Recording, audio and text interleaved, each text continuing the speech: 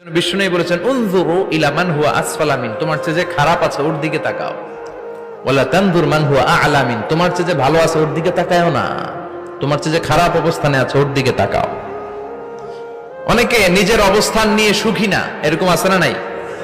আল্লাহ আমার এটা দিল না রে, ওইটা দিল না রে, পাইলাম না রে, কিচ্ছু হয় না, কি করব জীবন, হতাশ। আসলে আছে কিন্তু অনেক, কিন্তু শুকরিয়া নাই, ডাকাত, ঠিক কি না?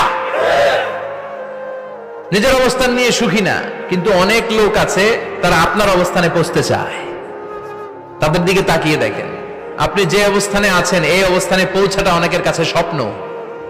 তারা প্রতিনিয়ত সংগ্রাম আর স্ট্রাগল করে যাচ্ছে আপনার অবস্থানে পৌঁছতে, আর আপনি এটা নিয়ে সন্তুষ্ট না। শেখ সাদির নাম শুনেছেন?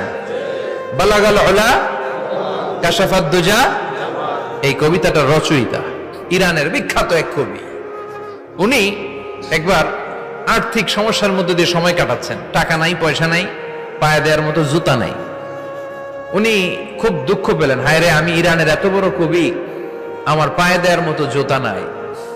দুঃখ ভরা মন নিয়ে রাস্তায় হাঁটতে বেরোলেন। হাঁটতে হাঁটতে হঠাৎ দেখলেন একটা লোক শুয়ে শুয়ে কাঁদছে, ওই লোকটার দুইটা পাই নাই, পাই নাই।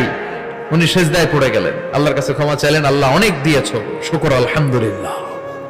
এজন্য যেই পরিস্থিতিতেই থাকি না কেন আমরা কি পড়বো? জোরে বলেন, কি পড়বো? এজন্য কানাতু মিনাল ইসলাম, অল্পে তুষ্ট থাকার নাম হলো ইসলাম।